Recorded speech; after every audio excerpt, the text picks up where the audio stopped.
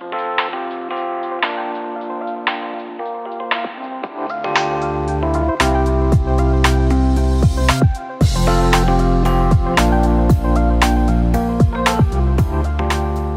to Hello Baltimore County. I'm your host, Ellen Kobler. Today we are up at Baltimore County Animal Services in Baldwin.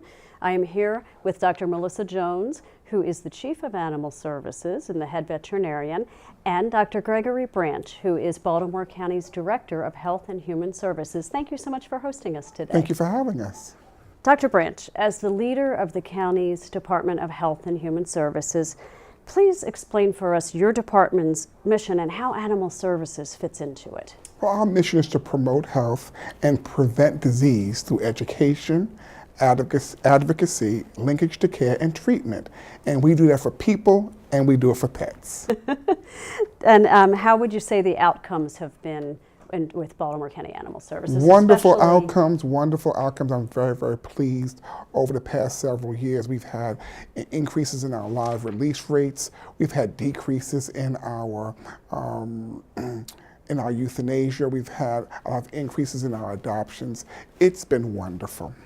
In fact, Dr. Jones, Baltimore County Animal Services has been hailed recently in an independent review as a model for municipal shelters. Congratulations. Well, thank you.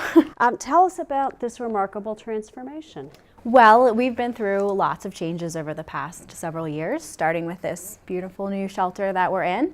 We have safe and comfortable accommodations for our residents here.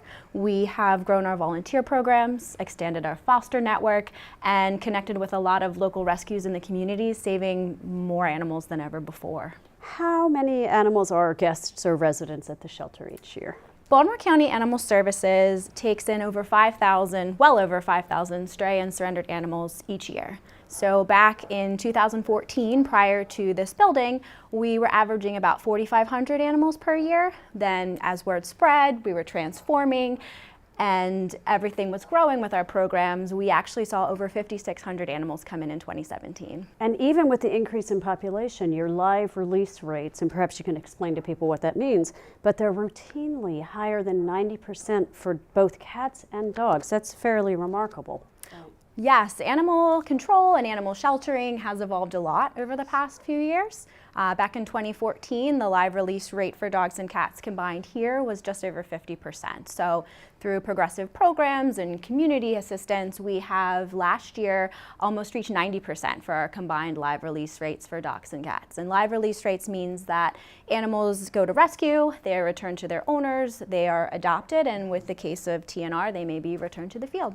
Okay, and you mentioned TNR. That's what is trap, neuter, return for the community cats? Tell us about that. Exactly. So TNR, or trap, neuter, return, is the humane way to decrease outdoor cat populations. So by returning vaccinated and altered animals to the communities, we are stabilizing the population while addressing the public health, the rabies concern.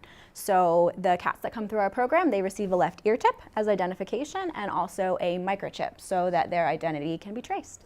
And Dr. Branch, from the perspective of public health, why is it so important to spay and neuter both family pets and stray animals? Very, very important. When you spay and neuter your pet, it's going to be a decrease in aggression, a decrease in a lot of those behaviors that you don't really want.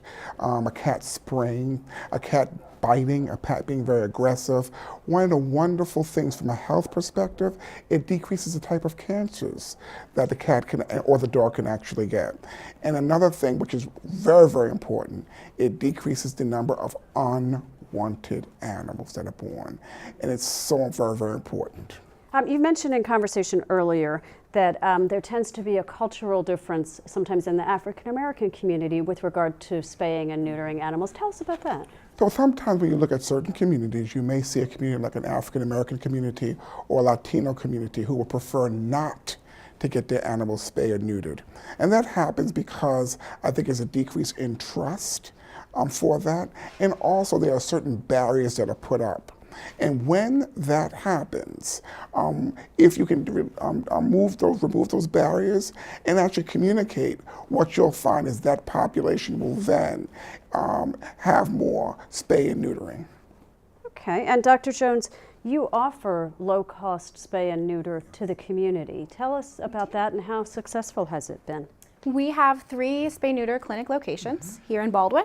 We have another in Dundalk and a third that is located within Southwest Area Park near Lansdowne, Halethorpe area. So we're in the communities. Many of our county residents actually qualify for free services. So they can check out our program online, make an appointment and schedule. If you do not qualify for a free service, the entire package, which also includes vaccinations, a microchip, and a county license, is only $20. So we are excited to promote that within our Baltimore County communities. And also recently our Southwest Area Park location has been open to Baltimore City residents for that same low price. Excellent. And how do people find out about these services? The best way is online. We have a fully automated program that allows you to put in your pet's information and schedule an appointment date. Pay online if you don't qualify for the grant. And if you have any questions, there's a customer service representative that can help you if you give us a call. Okay, and recently the county moved the animal cruelty and neglect investigations from your area, from your department, over to the police department. Can you tell us about that, why it was done, and how does it seem to be working? So now the initial reports for animal abuse and cruelty are investigated by Baltimore County Police. And this came with the creation of the animal abuse team back earlier this year to really centralize those animal abuse investigations. And the reason for doing this is really to leverage that investigatory power of the detectives in the animal abuse unit, while BCAS or Animal Services cares for the animal, getting them that help that they need. So the synergy between these departments allows us to get justice for the animals and relieve their suffering as quickly as possible. Okay, and here's one of our friends coming underneath us here. So would you tell us as well about some of the other community partnerships that you have with different nonprofits and animal advocacy groups? Sure. Animal welfare is a community issue. We all come together to get animals back in their homes or find them new homes. So Baltimore County Animal Services works very closely in the local communities with humane societies, the SPCA, rescues to team up for adoption events. One of the best examples is our mega adoption events, where we bring hundreds of animals together into one big space to find forever homes on one very long, very rewarding day. Kind of like speed dating. It is. We do maybe 3 or 4 of those per year. It's a good way to get together, to market together. People share the word. Social media, kind of allows us to really connect to our community that way. I saw a great vehicle outside called the Cuddle Shuttle. How could you not? Yeah, tell us about that. It's our adorable mobile adoption unit. So we can actually bring our adoptable pets out to you. So sometimes we don't find as many adopters as we need here in the shelters. We can reach out to community events. So you'll find the Cuddle Shuttle complete with some furry friends aboard. You can come, meet with your cat or your dog, and do your adoption right on the spot. Oh, isn't that wonderful? And you mentioned social media. Where do people go to find out? I mean, I've seen several adorable dogs and cats. I'd love to take a lot of them home, but I don't think that's going to work for me today. Well, we're always here. Yeah, so there's 2 behind you. I know, and we're trying to get them to come out here. But where do people go on social media to find out more? So technology has really helped us to make everyone aware of our services. First, you can look for your lost pets here. So all of our lost pets are going to be posted online in real time from the moment they come to us. Look for your pets, come get it. If the owners don't come forward for them, then we post their adoptable pictures. So check it out. It's real time. There'll be pictures with a little bio, and then obviously come here to meet them so that you can make sure it's a good match.